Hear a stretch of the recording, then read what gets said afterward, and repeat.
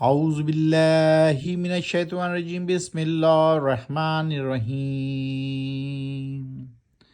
ولا تقولوا لما تصف ألسنتكم الكذب هذا حلال وهذا حرام ليفتروا على الله الكذب ان الذين يفترون على الله الكذب لا يفلحون متاع قلیل ولہم عذاب علیم۔ ابھی آپ کے سامنے آیت نمبر 116 اور 117 کی تلاوت کی گئی۔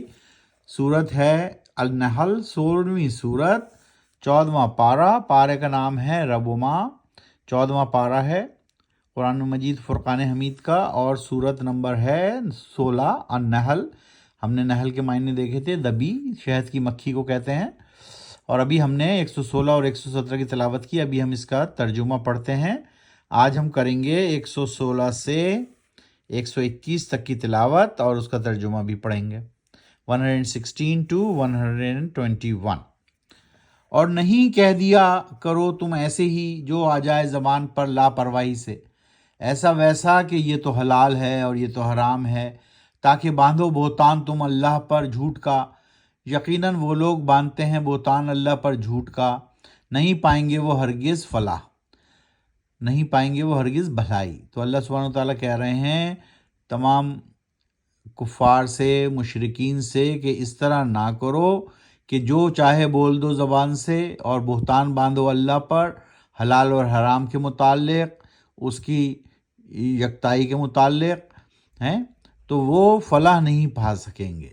فائدہ ہے قلیل، تھوڑا سا جھوٹ کا، اور ایسے ہی لوگوں کے لیے عذاب علیم ہے۔ متاع قلیل، ایسا فائدہ بہت تھوڑا سا ہے ان کا، لیکن عذاب ان کا دردناک ہوگا، سزا ان کو دردناک ملے گی۔ آیت نمبر 118 118۔ وَعَلَى الَّذِينَ هَادُوا حَرَّمْنَا مَا قَصَصْنَا عَلَيْكَ مِنْ قَبْلُ وَمَا ظَلَمْنَاهُمْ وَلَكِنْ كَانُوا أَنفُسَهُمْ يَظْلِمُونَ۔ اور ان لوگوں پر بھی جو یہودی ہوئے حرام کیا تھا ہم نے وہی کچھ جو بتایا ہے تم کو اس سے پہلے، اے نبی صلی اللہ علیہ وسلم، یعنی حضور اکرم صلی اللہ علیہ وسلم پر وہی نازل ہو رہی ہے، تو اللہ سبحانہ وتعالیٰ فرما رہے ہیں کہ یہودیوں کو بھی ہم نے یہی سب کچھ نازل کیا تھا اور بتایا تھا کہ کیا حرام ہے اور کیا حلال، اور نہیں کیا تھا ظلم ہم نے ان پر، بلکہ اپنے اوپر وہ خود ہی ظلم یا زیادتی یا ناانصافی کرنے والے تھے۔ تو جو یہودی تھے ان پر بھی کتاب نازل ہوئی، ان کو بھی ساری باتیں اللہ سبحانہ وتعالیٰ نے اسی طرح وحی کے ذریعے ان کے پیغمبر کو دی، لیکن وہ خود ہی اپنے اوپر ظلم کرتے رہے، یعنی نہ مانتے رہے، بھٹک گئے۔ ثم ان ربک للذین عملوا السوء بجہالۃ ثم تابوا من بعد ذلک واصلحوا ان ربک من بعدها لغفور رحیم۔ اور پھر یقیناً تیرا رب ان لوگوں کے لیے جن سے اعمال ہو جاتے ہیں برے، جہالت میں، نادانی میں، اور وہ پھر توبہ کر لیتے ہیں، اس کے بعد وہ اصلاح کر لیتے ہیں اپنی، تو یقیناً تیرا رب توبہ کے بعد غفور الرحیم ہے، یعنی بخشنے والا ہے اور نہایت رحم کرنے والا ہے۔ 120۔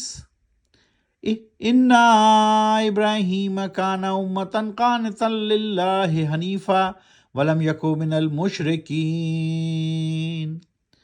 یقیناً ابراہیم تھا امت القانتا للہ حنیفا، ایک امت فرما بردار اللہ کا اور یکسو، اور نہیں تھا وہ شرک کرنے والوں میں۔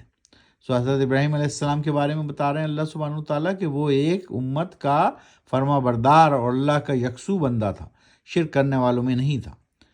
شاکرا لانعمہ اجتباہ وہداہ الی صراط مستقیم۔ شکر ادا کرنے والا، اللہ کی نعمتوں کا چن لیا تھا اس کو اللہ نے، اور ہدایت دی تھی اسے صراط مستقیم یعنی سیدھی راہ کی۔ سو اللہ سبحانہ وتعالیٰ نے اس کو چنا تھا اور وہ پیغمبر ہیں یقیناً، حضرت ابراہیم علیہ السلام، پھر ان کے بیٹے یا فرزند حضرت اسماعیل علیہ السلام، تو ان کا تذکرہ یہاں اللہ سبحانہ و تعالیٰ فرما رہے ہیں کہ وہ ایک یکسو فرما بردار انسان تھا، اور اس کو اللہ نے چنا، صراط مستقیم سیدھی راہ دکھا دی، اور اس کو چنا پیغمبر کے طور پر، رسول کے طور پر۔ تو اس طرح آج ہم نے کی 116 سے 121 تک کی تلاوت۔ سورت ہے سورہ نحل، 16ویں سورت، پارہ ہے پارہ 14واں، رب و ماہ۔ عنقریب ہم اسے ختم کریں گے، کیونکہ آپ کو پتہ ہے کہ اس سورہ النحل میں 128 آیات ہیں۔ 128 آیات ہم کل انشاءاللہ 122 سے 128 کریں گے، اور اس طرح ہم اس سورہ نحل کو ختم کریں گے، اور پارہ بھی ختم ہو رہا ہے، 14واں پارہ بھی سورہ نحل پہ ختم ہو جاتا ہے۔ تو اس طرح اب ہم 15ویں پارے میں داخل ہو جائیں گے۔ تو کل ہم اس کو ختم کرتے ہیں، پارہ رب و ماہ کو اور سورہ النحل کو۔ صدق اللہ العظیم۔